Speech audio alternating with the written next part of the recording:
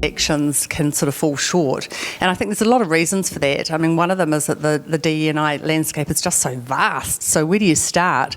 Often a specific focus is sort of grabbed hold of, like gender, etc., which is great. But then that can even become a bit polarising unless a wider net is cast. And I think that's something within FSC that we were really sort of focused on. We set up this initiative. We launched into the It Starts With Action campaign focusing on the financial wellbeing of women, which was a fabulous success, but really just did take us down that path. And we were always very focused on needing to come back to the wider conversation. So this conference has given us the great opportunity to do so with, a long road ahead, but it's a start, so it's pretty exciting. I think one of the things that what I want to focus the panellists on today is just to really share their why in respect of the importance of DEI, but to sort of like skinning it back and really just focus on belonging, because I think that's what it's all about. And I won't take words out of Joe's mouth, but he's got some great sort of quotes. Probably doesn't remember, but when we're doing sort of the briefing, I've got all these words of wisdom sort of written down from Joe. So look, this is going to be a great conversation, really encourage sort of participation. We're a great small group, so let's get into it. So look, let me introduce the panellists. First of all, Kirsten Patterson, CEO of IOD, commonly known as KP to virtually everyone in the industry. Qualified lawyer, distinguished fellow of the New Zealand Human Resources Institute, governance list as long as your arm, absolutely an advocate of diversity and a founding member of Global Women's Champions of Change. Then we move to Joe Consedine, passionate and action-orientated DE&I consultant, and he's been leading the Global Women Champion of Change program and doing some absolutely fabulous work. We have Erin, partner and chief people officer at PwC, and she co-leads their D&I initiative. And finally, George Ngatai, QSM recipient for services to Māori and the community, JP, governance expert.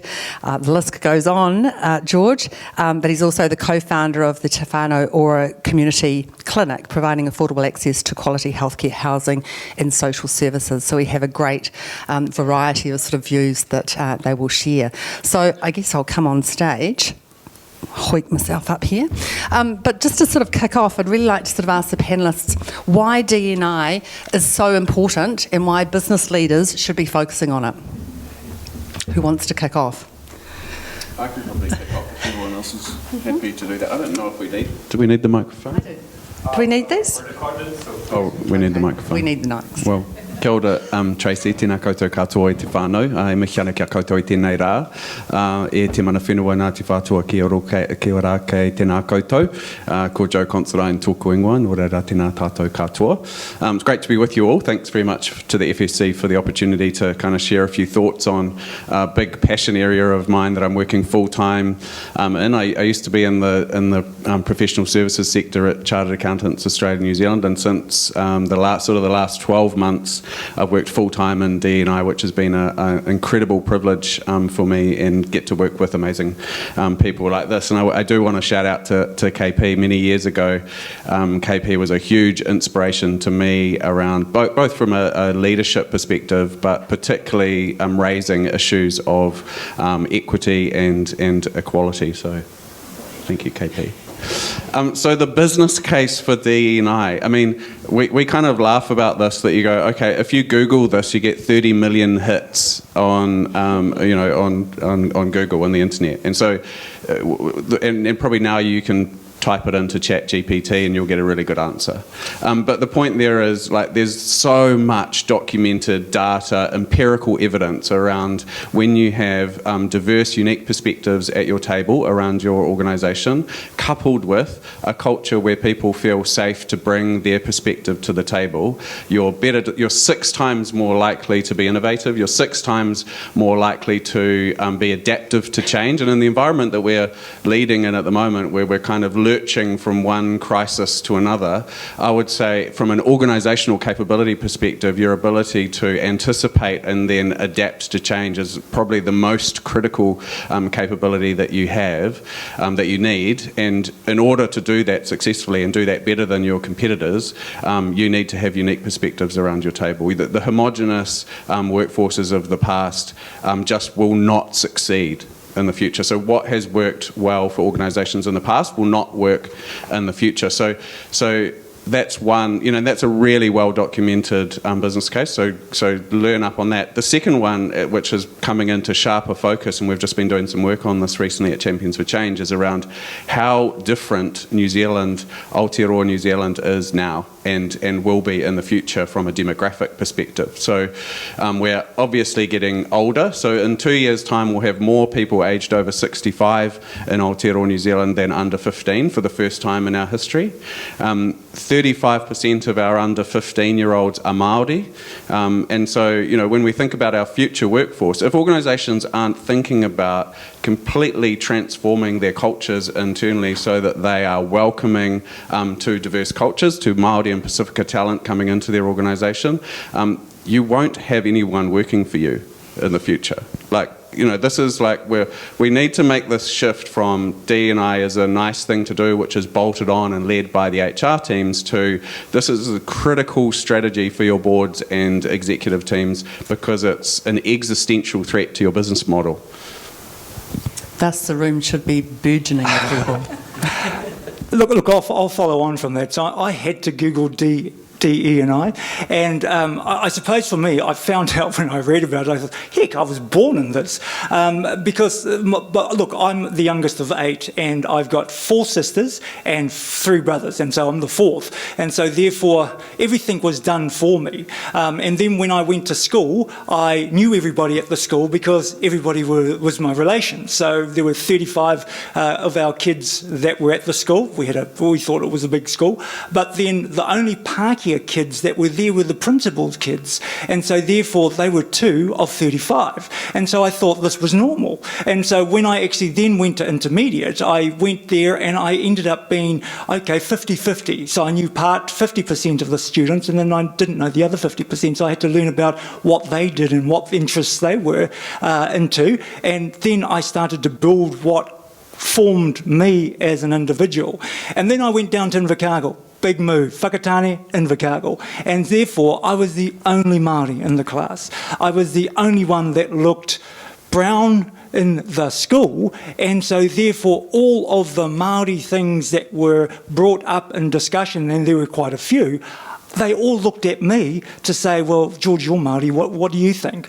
And so it was always actually I had to learn how to do things differently.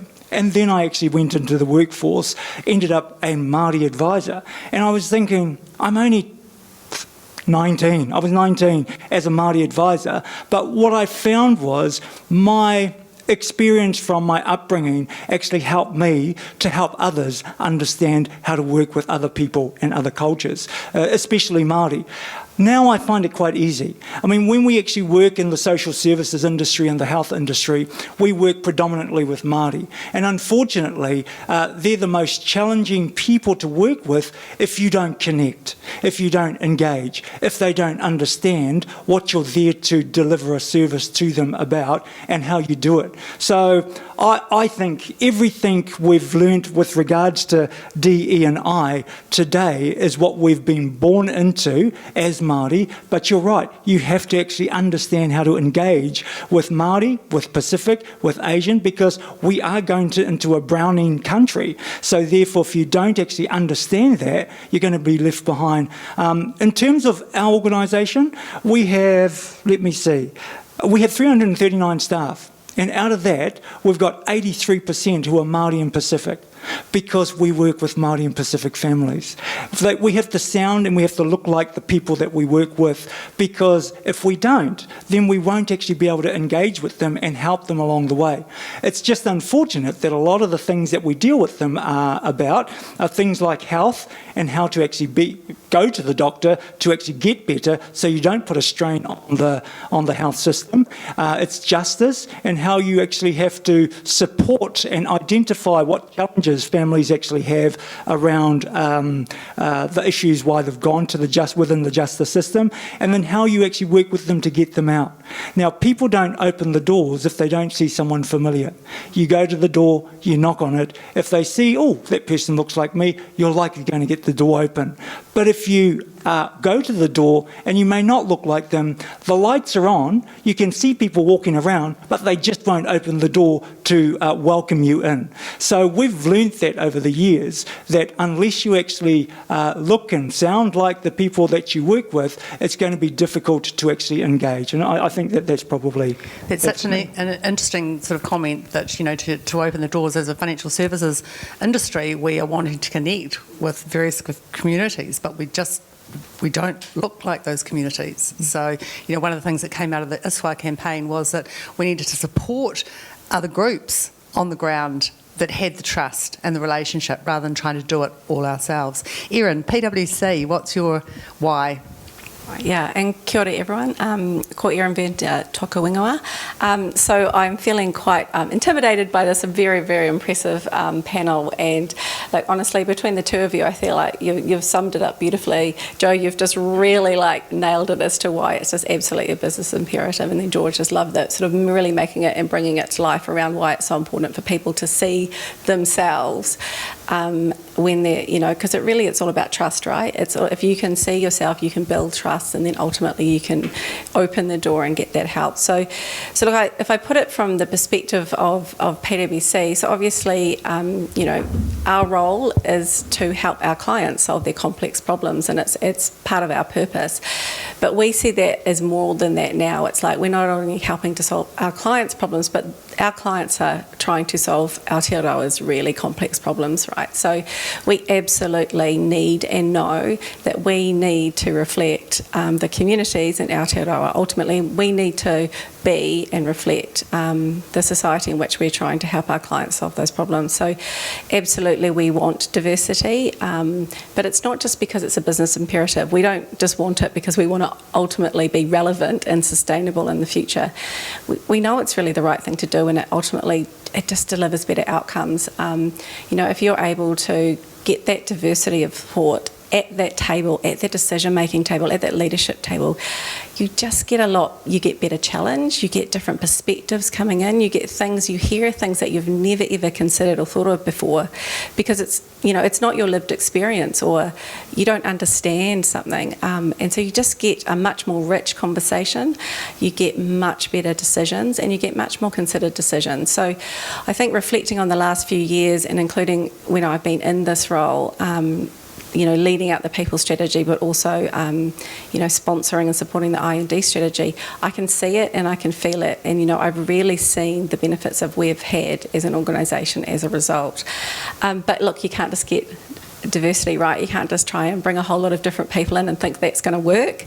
It's going to be successful or sustainable. So it's all about inclusion, right? If you need to create that truly inclusive culture and environment where those people can feel invited in and feel really safe when they're there, like you talked about, Joe, that's how you make the real change, and that's how you're going to get the diversity, but you're going to keep the diversity and you're going to get the best out of it as well. Thanks, Erin. KP, what's your thoughts? Kia ora tātou, ko Kirsten Patterson toka wingoa. I would normally sign my name. This is my sign name. It's Curly, but it's a little difficult with a handheld mic, so kia ora everyone. So I want to touch on a couple of things that perhaps just to pick up some stuff that's a little bit different than what you've already heard. You don't need four people all saying the same thing, right? So just a couple of extra points about the benefit of diversity in organisations. My focus is primarily on boards, right? But actually all that means is the leadership of the organisation. So these issues are true throughout leadership at every level. We know that more diverse boards and more diverse organisations have less incidents of fraud. We know that more diverse organisations and more diverse boards have better situations of risk. Now, if we know that the theme for this conference is the building consumer confidence, and we think about how we build confidence, we've just had a conversation about trust, about how you build trust from a consumer perspective. Are there people that look like me? Do I feel that I'm going to be able to trust the people in the organisation? If we think about the other aspects that make up issues of trust in business, it is around issues like fraud. It is around issues like risk.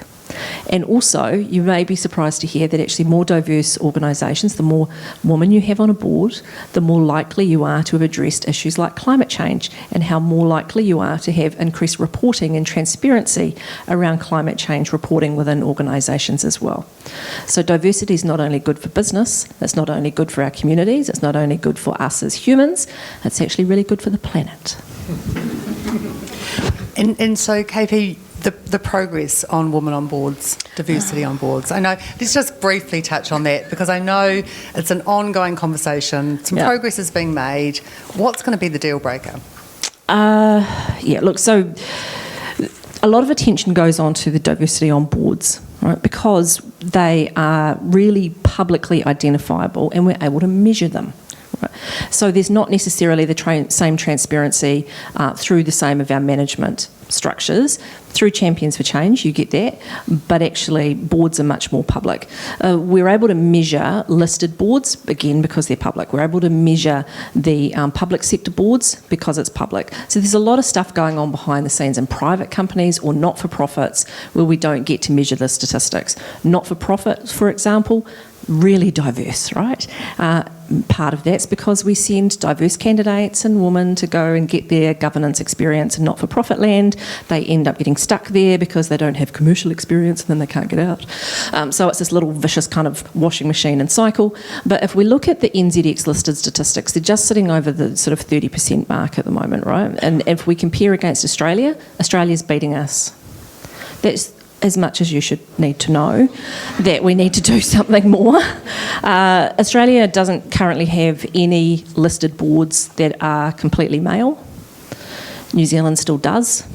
I can't think of a New Zealand business that doesn't have female staff or have female customers. So, again, as a measure. But if you set really clear targets and action plans, we know they work. So if we look at what's happened in the public sector, for example, 55%, 54% gender representation across public sector now because they set really clear targets. At the IOD, we're not fans of quotas.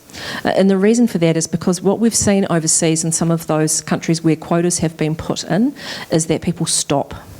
So I was at a disability conference on Friday last week, and in Brazil, for example, there is a quota for disability representation across your organisation at 2%. So what do we think the employment rate is for the disabled community in Brazil? It's 2%. So I want to change the system and make sure that organisations are inclusive and there is true belonging, and not that we're trying to create Noah's Ark where we go around getting the appropriate numbers of rabbits, zebras and everything else. Fabulous. Well, I mean, very clearly we've already talked about the importance of belonging, but what does that mean? What does it mean to belong? Well, I suppose for us in Whanau Community Clinic, we have majority Māori and Pacific, and I think that they actually come here because, one, we walk the talk in terms of what whānau, family wellbeing is.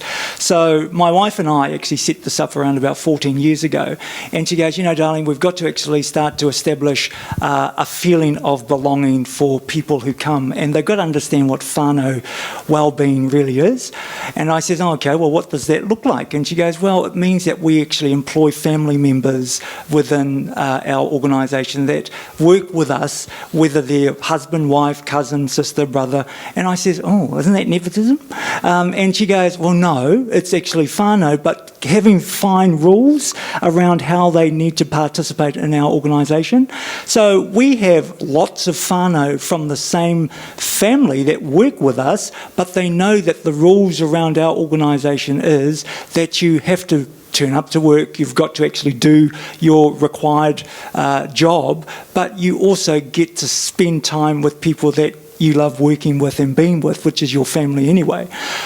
We have our own children that work within our organisation. We have their spouses that work within our organisation. We allow staff to bring children to work because, again, if they're sick and they've got to stay at home, we can't get good productivity out of our staff. And if you actually employ husband and wife, one of them's going to be away. So therefore we allow them to come to work, but they know that if the kids are in a room specifically because they're not well or otherwise they would be at home, they actually get to do the job 10 times better.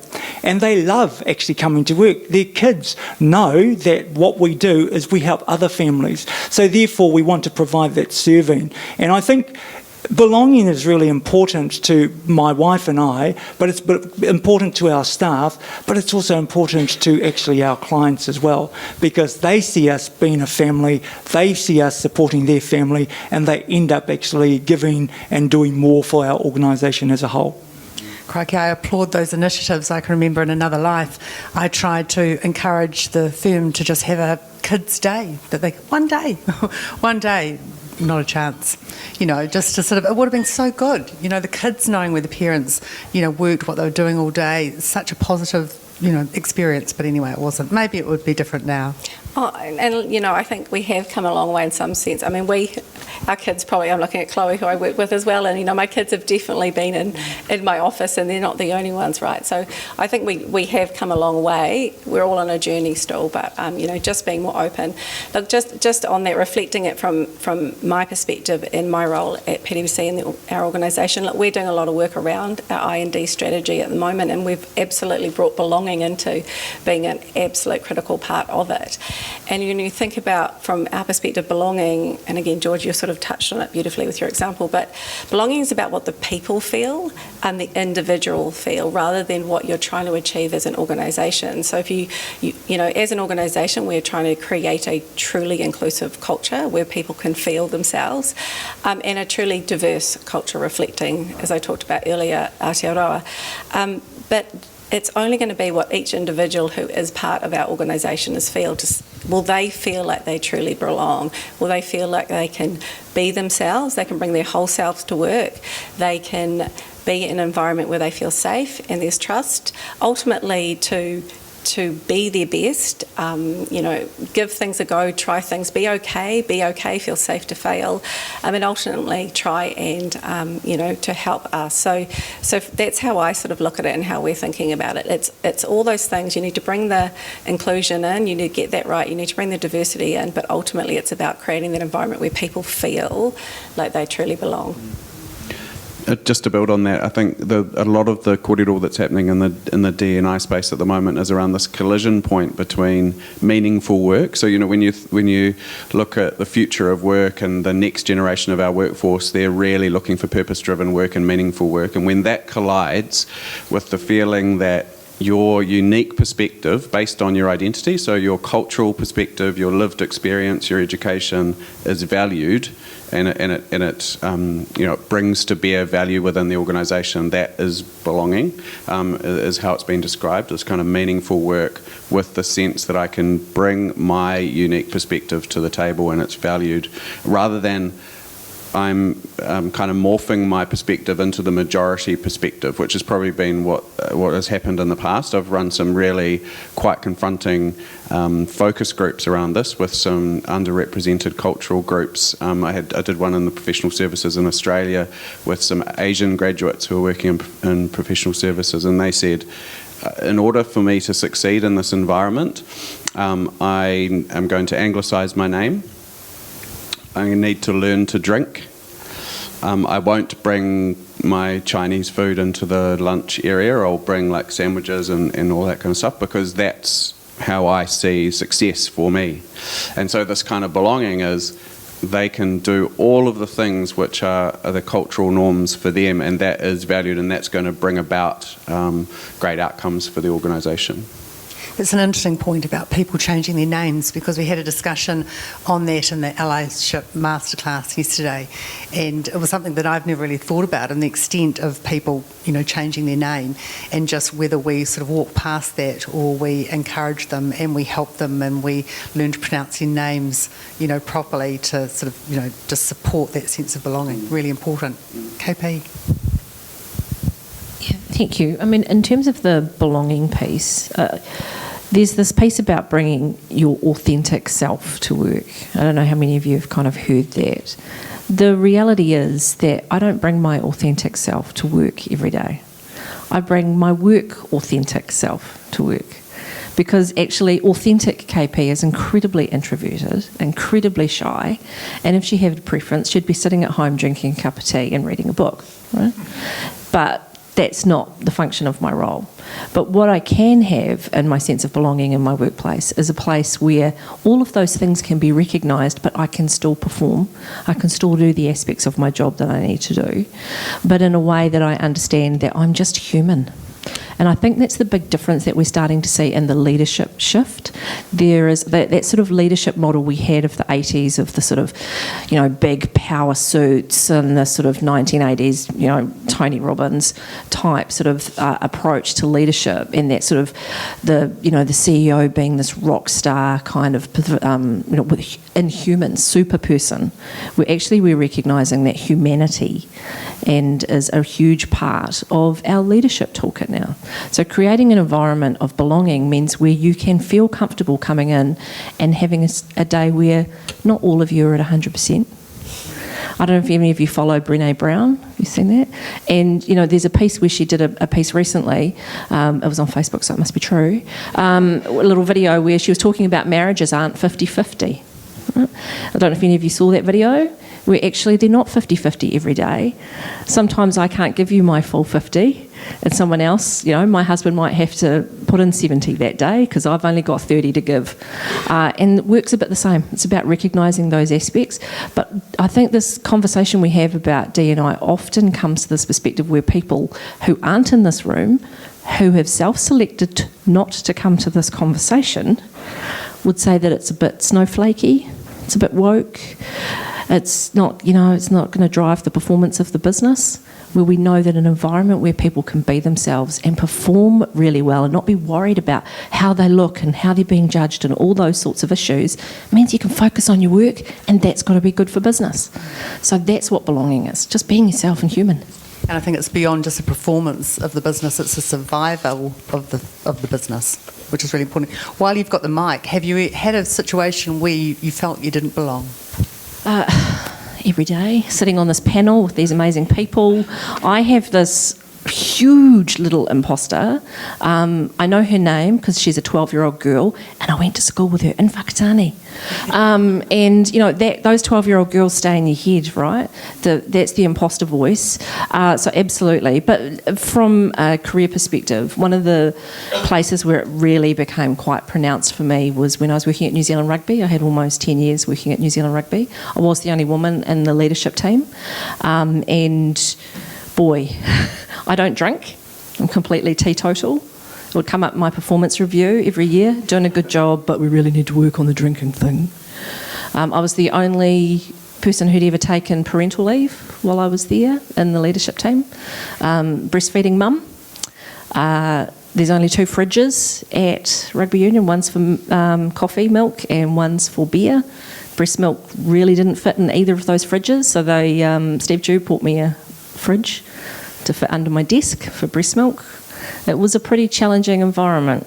So, but I loved it because actually I actually started to change that culture. It's still got a long way to go, but I know I left it better than I found it. But yeah, it was a really challenging environment to go into when you are so obviously physically different. And from an empathy perspective, I learnt a lot from that perspective because that's not my lived experience usually. So yeah, quite an interesting kind of lesson for me and really helped me build my empathy for other situations. Joe, what about your experience?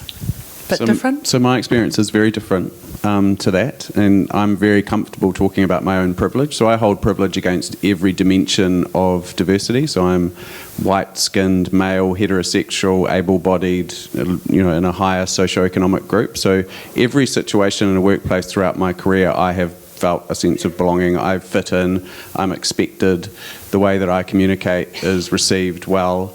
And so I'm very clear that has been an incredible foundation for my success in my career.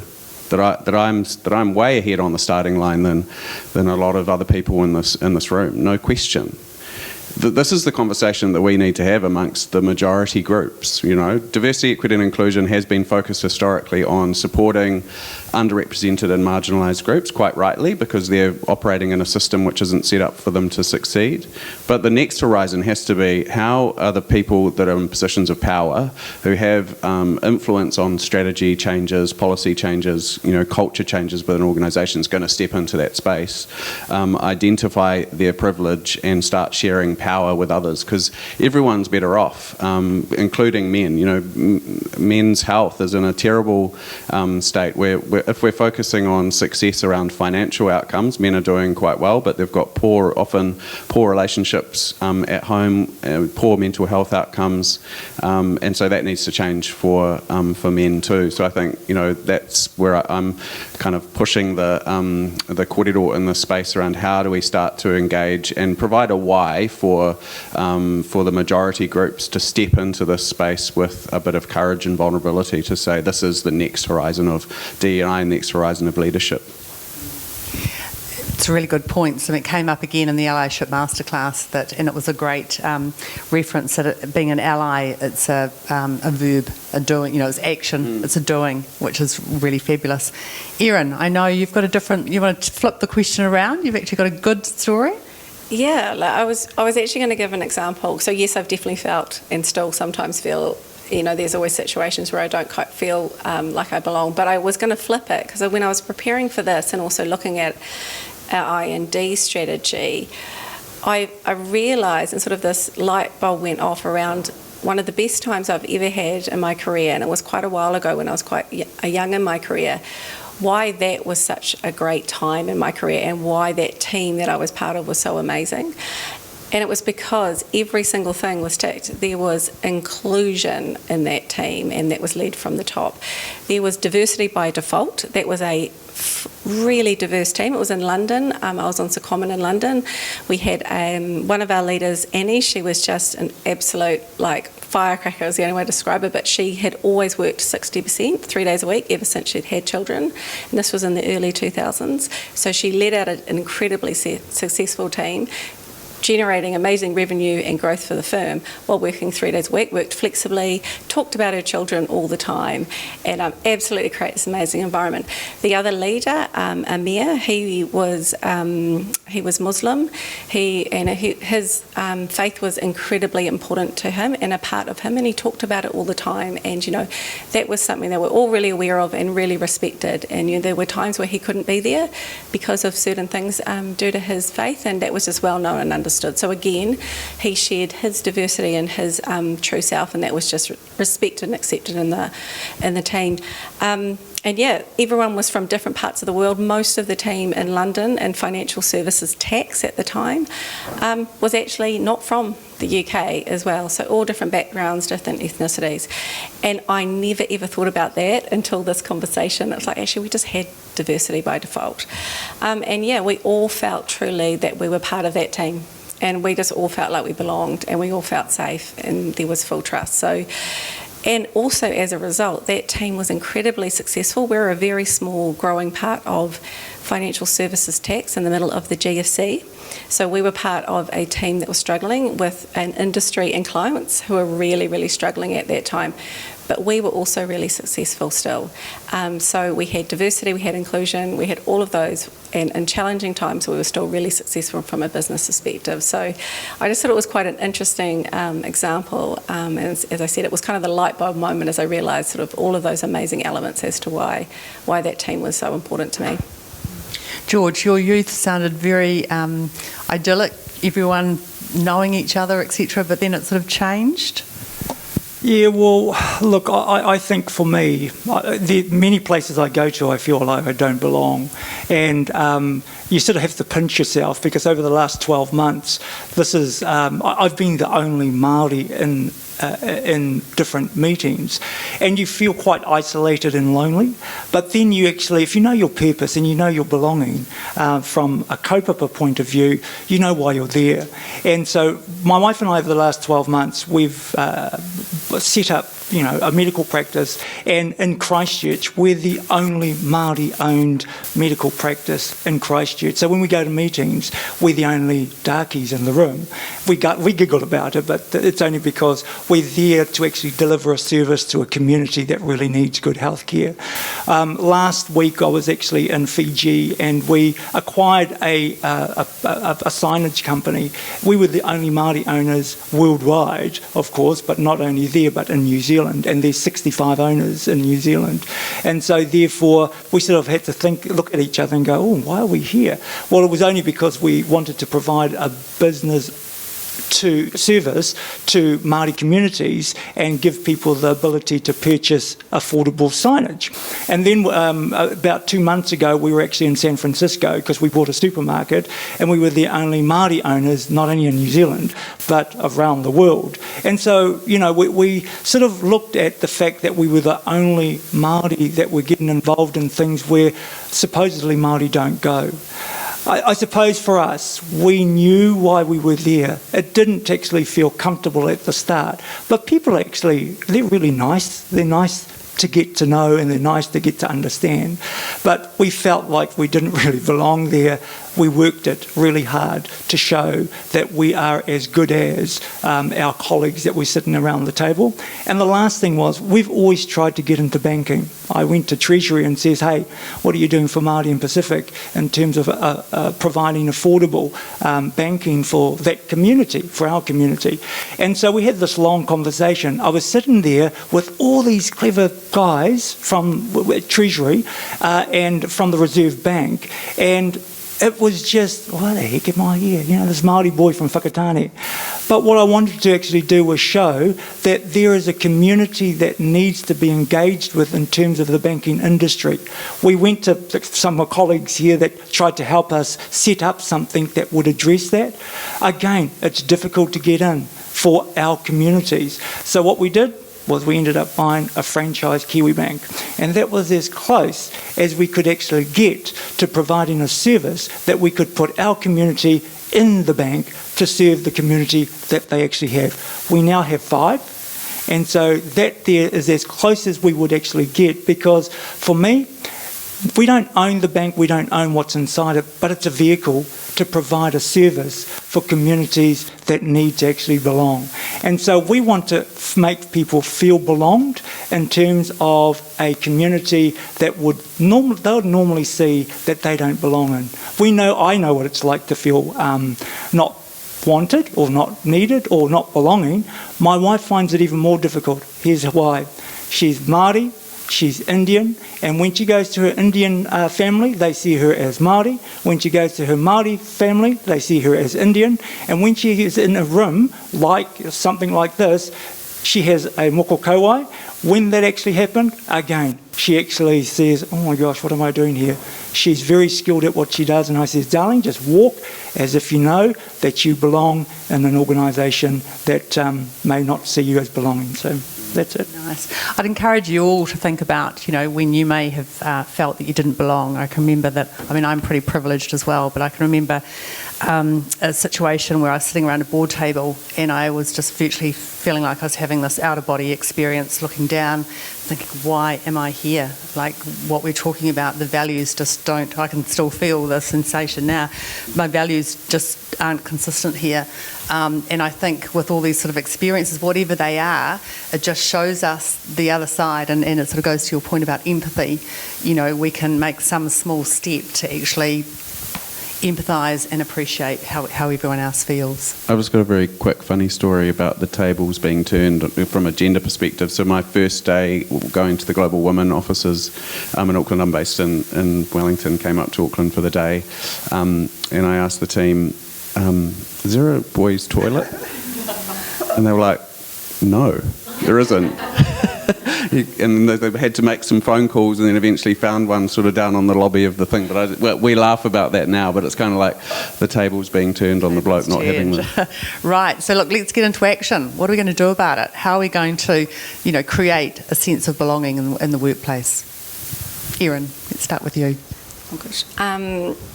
Look, and sometimes I guess it can feel overwhelming, right? Because there's lots of things to do. So it's kind of, if I think some really simple, and it may sound simple, but tactical things that actually have really, really worked for us. And it goes back to, I think, the earlier point around, targets or quotas, don't necessarily work, but data does. Look at where you're at, measure it, and you know what, be transparent and share it, because as soon as it's out there, those numbers, even if you're not trying to say you need to get better or change a percentage, so what's the diversity, what's the ethnic diversity of your organisation, you do share it though, man, it's going to drive some change and some really good conversations. So use your data, use the amazing data we have, try to understand it, and be really transparent with your organisations and share it. But you know what else is really critical to go there with that transparency is then bring them into the conversation. Ask your teams, ask your people, ask your, what do they think? What ideas do they have, or how do they feel? What is it like? Is there a sense of belonging, or what are the things that might be stopping that, creating barriers, or what are the things that you might want to do? We've spent a lot of time listening to our people and creating things from a citizen-led approach, and oh my goodness, it's made such a difference. So I would strongly encourage you to do those things. So I think it's starting off and just thinking about those little things you can do. But yeah, if you do nothing else, be transparent with your people, look at the data, share that data, and then start to ask them what they think and how they can be part of the solution. George, what would you add to that? Well, look, I think as an organisation, we've got 19 different cultures within our Auckland and Christchurch team. And I think how we actually get to understand the different cultures within our organisation is kai happens a lot in our organisation. So if you want to actually be skinny, coming to our organisation is not a good thing. So we share a lot of kai. And I think that there gives us an opportunity for them to talk about why they cook what they cook and why it's done in a certain way, but we get to understand their culture, and we do that every Friday. So Fridays, if you want to come around on Friday. It's good cultural kai. But the other thing is that at our different hui, different staff meetings across the country, we get different individuals who are not Māori or Pacific to actually talk about them and their family, and also the country that they come from, and that gives us an understanding of where they've come from and what they've had to actually do to change, to make changes, to fit in to a country that is quite foreign to them. And so I think those are the two things that allow them to be themselves for that small piece of time, and we get to then actually get to understand a wee bit about the individual. And then it shows that from their perspective they care, because we care, because we've taken time to find out a wee bit about them. It's not hard, is it? Listen, take time to share kai, KP. Anything to add? Yeah, I want to give you two things at the top level for the organisation and then something at an individual level, because a lot of the things that we're talking about, these are the things that actually drive change, but to do that you've still got to have trust in the organisation to be able to do that. You've got to be able to have, firstly, if you want to have diverse kai in your organisation, you need to have diverse people. And so depending on where you're starting in your organisation, you might have a long way to go before you even get to that point. And so data is really important, but in some organisations you won't have the trust to be able to declare that data. So if, for example, you're going out, and we know that 1 in 4 New Zealanders has a disability, but not 1 in 4 of us tell our workplaces. So when workplaces put surveys out and say, please tell me if you're part of the rainbow community, please tell me if you're, what your neurodiversity is, etc., you've got to have trust in order for that data to actually come through. So if you're starting from a place where those are a bit of a challenge for you, two things. First things, focus on the demographic data that's changing New Zealand that Joe was talking about. Because even if you don't have the data internally, and actually people kind of find that a little bit difficult to lean into, tell the stories about how New Zealand's changing. Because even those people who don't get diversity down here because they believe it, they only get it up here because it's now socially appropriate and they realise they can't say certain things in public. These people will get diversity demographics here. because they can see the changing trend in terms of the workforce changing around age and the changing demographics. So pose those questions and share that kind of data. Now, that's okay if you're in a position like me as a CEO or you're in a leadership role, you can do that. If that's not a position where you're at, the one thing we can all do, it's something that came from the head of Army in Australia. You may have heard the quote, "The standard you walk past is the standard you accept." Right? So if you walk past that joke in a team, you are setting that standard as acceptable. So one of the hardest things to do is actually pull your colleagues up or to pull people up above you. So one of the things you can do as an action item when you're walking away from here, practice with some people around you. How would you respond to that issue? That inappropriate joke, we all joke about the uncle at Christmas. We have uncles at Christmas at work. Right? So, you know, one of the things that I do from a human perspective is I go, yeah, nah, right? That's a Kiwi thing. What's your response to that? You set the standard when you walk past that behaviour. So that's something you can do personally every day. You don't have to be in a leadership job. You don't have to sort of be setting strategy. That's what actually changes culture. Question? Was it? Yeah, I wasn't sure if we were supposed to do the slide or not, so I thought I'd put my hand up. I've been sitting here watching it. Oh, okay. I'll try and yell. I was going to pick up on the neurodiversity point, because I'm not sure I've heard it yet amongst any of the speakers, but one of the things that interests me, and I'm interested in any of your thoughts on it, is it seems to me that there are some real barriers for neurodivergent people to even enter the workforce. So in terms of having data and having a sense of belonging, there are a lot of underrepresented groups in the workforce to begin with. You know, 1 in 54 New Zealanders are diagnosed with autism, and that's just the diagnosis level. And I think the statistic is 80% of autistic people are unemployed. 60% of the adult male prison population is neurodivergent. That's not just autism, it's ADHD, it's dyslexia, etc. And I guess one of the things that occurs to me is the actual constructs of the workplace itself are barriers. And that, you know, you have an interview, I don't know how many of us have interviewed somebody and they don't look you in the eye and they're reluctant to shake your hand. It takes them longer than usual to answer the question, and even when they do, you don't necessarily understand the answer. And then the conversation outside of the interview room is, I'm not sure they're a good cultural fit. Yep. I just wondered if any of you had any particular thoughts on how you tackle the construct of the workforce as a whole for those types of underrepresented disabilities. Yeah, I know that these guys do, and I'll pass down the line because they've got, you know, great tools and resources and advice about how you actually make sure your organisation is attractive, and you're actually doing that. But particularly with regards to helping recruiting managers, I would really encourage you to, if you've got any influence in that setting, to look at the sorting pack from Divergent Thinking. So it's a card sorting pack, and what it helps recruiting managers understand is, so there's some training in there with regards to neurodiversity and how that presents at interview, the challenges with that, but how it's also a superpower. So while that might be an aspect, some of the things that you said that might come through as a negative aspect, actually in the right conditions, this is actually exactly what we're looking for in this particular role. So we're not actually asking them to sit in an interview situation for 8 hours a day. That's not the job we're recruiting for, but somehow that's where we measure that. So that's a really practical thing. It's a little sorting pack, and I really recommend it to people. I found it really useful, but these guys will have some advice on the other bits.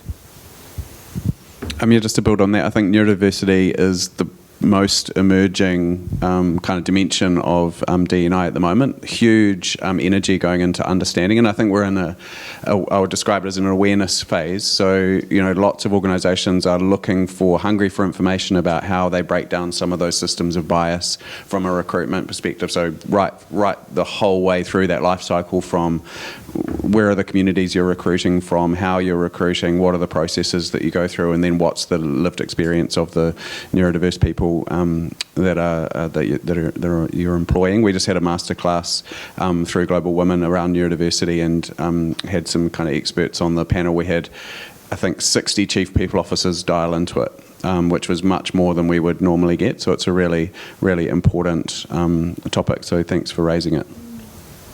Yeah, and like I just to really reiterate Joe's point, look, we're not there at all. We are absolutely on we need to learn more and understand more. And that is one of the things that we need to look at. But, there's such an education piece, right? Because how do we, you think about how many people might possibly interview someone for a job, right, depending on your team or the size of your organisation. There's just so many ways that can go wrong.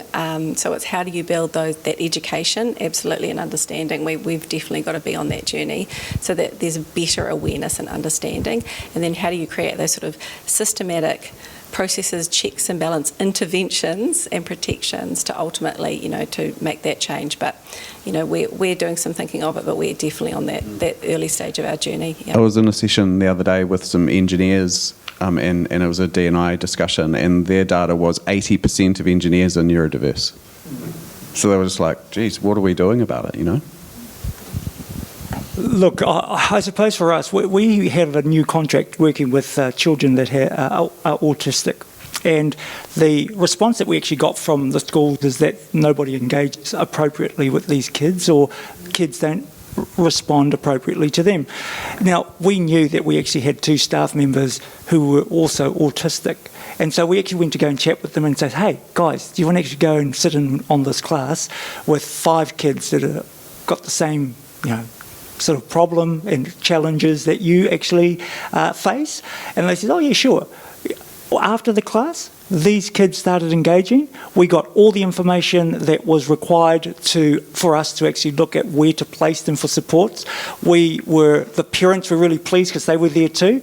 And I suppose it comes down to, you put people that look and sound like them in front of them, and they'll engage. So they are now actually they've changed their roles to working with kids across Auckland that are finding it difficult to engage. They've got somebody that knows them, that is like them, that understands them, and that can communicate with them. And it's similar to when we have people coming from prison into our Kiwi banks. They would be really rude to some of our Indian staff. And so therefore what we did was we put former prison people working inside the banks, and you're probably going, oh, well, this is how we've done it.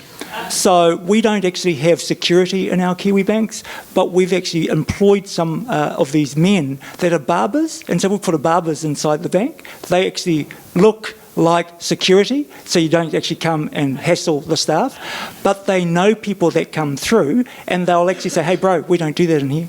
Hey bro, you don't talk to her like that. So they then become part of our team, talking to people that would normally swear the heck out of our staff and make them feel uncomfortable. So we just find different ways on how we engage with the types of challenges and communities that we work with.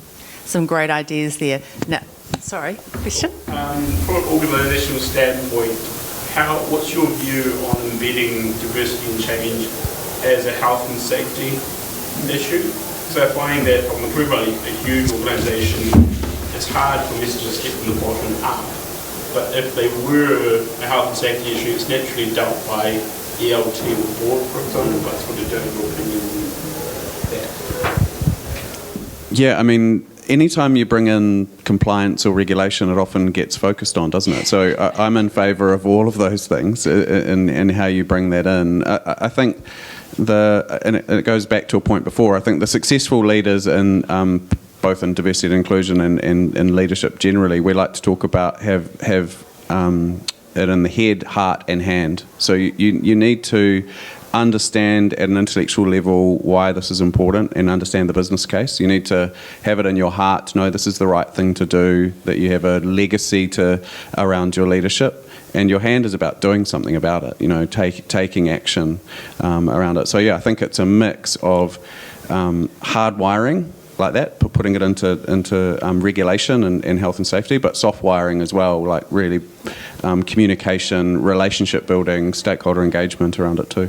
That was, perfectly articulated, but that was exactly what I was thinking. Like, first and foremost, if that gets it to be at that leadership table, at that executive, and it led out by the CEO, or that, absolutely, I think. But first and foremost, you point out, like, It can't just be seen as compliance, though, and a box-ticking exercise. If that's the way to embed it and start to see change and drive change, because you have to be accountable and you have to get results, great. But it needs to be genuinely led by the the CEO, the executive. And it has to be from the heart too. It just can't be because it seemed to be the right thing to do or we need to do the compliance. So I absolutely agree, Joe. I think it's absolutely got to be the combination. But once it's at that leadership table and it's led from the front, then that's where you're going to see real change. Such a valuable conversation, and I can see no one's really rushing out of the room. We could go on and talking about this, but we are out of time. I want to do two things. Just because I've got the mic, I want to do a bit of a plug for a program that Joe is going to launch soon around. Joe, how about you take over there? Thank you, Tracey. So a bit to my kōrero about engaging the majority group. So I'm launching a program called Mobilise, which is specifically designed for men and men only inside organisations. So getting groups of men together inside organisations to talk about allyship, to talk about equity, to understand how the agenda plays out in terms of power within organisations and how they can lean into their inclusive leadership going forward, building an allyship action plan for men to then go back into your organisation and start to be more inclusive. I just think this is a big opportunity for our organisations. I'm really passionate about all of the effort, not just going to, asking women to solve the problem, asking Māori to solve the problem, asking our neurodiverse community to solve the problem. We need to kind of come together. So I will be launching this. I'm partnering with an amazing wahine called Jess Stewart, who's been in the mainly in the women's leadership development space, but we're going to co-facilitate a program together, which we're super excited about. So if anyone wants to talk to me about that after this, or you'll see it in social and other things too. So I think that's fabulous. Look out for it. We'll be looking to support that in any way we can. So I think absolutely hats off to you. So look, I'm going to quote Joe to end this sort of session, because when we were sort of doing a briefing, we were talking about belonging, and he finished his conversation with me by basically three questions. Who am I? Who are we? And what are we together?